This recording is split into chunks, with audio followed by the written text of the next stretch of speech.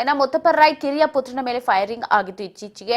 ರಿಕಿರಾಯ್ ಮೇಲೆ ಶೂಟೌಟ್ ಪ್ರಕರಣಕ್ಕೆ ಸಂಬಂಧಪಟ್ಟಂತೆ 4 ವಿರುದ್ಧ ಇದೀಗ ಎಫ್ಐಆರ್ ದಾಖಲಾಗಿದ್ದು, ಮುತ್ತಪ್ಪರ್ ರಾಯ್ ಎರಡನೇ ಪತ್ನಿ ಜೊತೆಗೆ ಇನ್ನೂ 3 ವಿರುದ್ಧ ಎಫ್ಐಆರ್ ಅನ್ನ ದಾಖಲು ಮಾಡಲಾಗಿದೆ. ಮುತ್ತಪ್ಪರ್ ರಾಯ್ ಕಿರಿಯ ಪತ್ನಿ ಸೇರಿದಂತೆ 4 ಮೇಲೆ ಎಫ್ಐಆರ್ ದಾಖಲಾಗಿರುವುದು.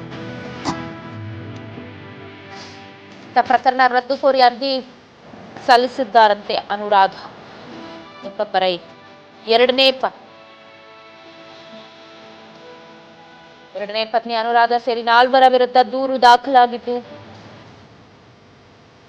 ಎಫ್ಐಆರ್ ದಾಖಲಾಗ್ತಾ ಇದ್ದಂತೆ ರದ್ದು ಕೋರಿ ಕೋರ್ಟ್ ಮೆಟ್ಟಿಲೇರಿದ್ದಾರೆ ಅನುರಾಧ.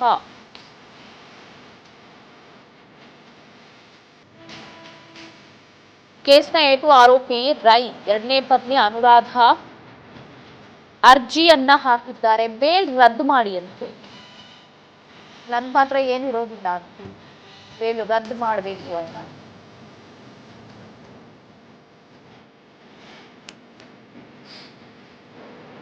ನ್ಯಾಯಮೂರ್ತಿ ಹೇಮಂತ್ ಚಂದನ್ ಗೌಡ ಅವರಿದ್ದ ಪೀಠದಿಂದ ಇವತ್ತು ವಿಚಾರಣೆ. ರಾಯ್ ಮೇಲೆ ಶೂಟೌಟ್ ಕೇಸ್ಗೆ ಸಂಬಂಧಪಟ್ಟಂತೆ 4 ವಿರುದ್ಧ ಕೇಸ್ ದಾಖಲಾಗಿತ್ತು.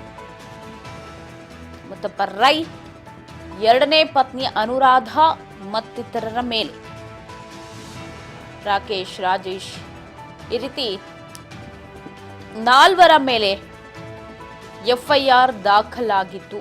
ಇದೀಗ ಎರಡನೇ ಪತ್ನಿ ಎಫ್ಐಆರ್ ಅನ್ನು ರದ್ದು ಮಾಡಬೇಕು ಅಂತ ಕೋರಿ ಹೈಕೋರ್ಟ್ ಮೆಟ್ಟಿಲೇರಿದ್ದಾರೆ. ಹೈಕೋರ್ಟ್ನ ಏಕಸದಸ್ಯ ಪೀಠದಿಂದ ಇವತ್ತು ಅರ್ಜಿಯ ವಿಚಾರಣೆ ಇದೆ. ಅರ್ಜಿ ವಿಚಾರಣೆಯನ್ನ ಕೈಗೆತ್ತಿಕೊಳ್ತಾರೆ ನ್ಯಾಯಮೂರ್ತಿ ಹೇಮಂತ್ ಚಂದನ್ ಅವರಿದ್ದ ಪೀಠ.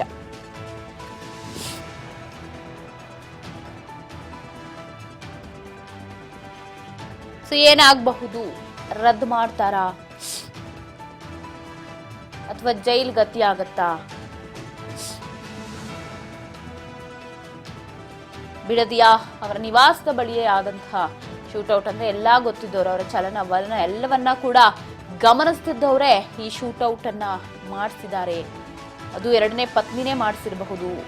ಕೆಲ ದಿನಗಳ ಹಿಂದೆಯಷ್ಟೇ ಒಂದಷ್ಟು ಆಸ್ತಿ ವಿಚಾರಕ್ಕೆ ಗಲಾಟೆ ನಡೆದಿತ್ತು ಅಂತ ಕೂಡ ಹೇಳಲಾಗ್ತಾ ಇದ್ದು. ಈಗ ಏಟು ಆರೋಪಿ ಮುತ್ತಪ್ಪರ್ ರಾಯ್ ಎರಡನೇ ಪತ್ನಿ ಅನುರಾಧ ಅರ್ಜಿ ವಿಚಾರಣೆ ಇವತ್ತು ಹೇಮಂತ್ ಚಂದನ್ ಗೌಡರ್ ಅವರಿದ್ದಂತಹ ಪೀಠದಲ್ಲಿ ನಡೆಯುತ್ತೆ.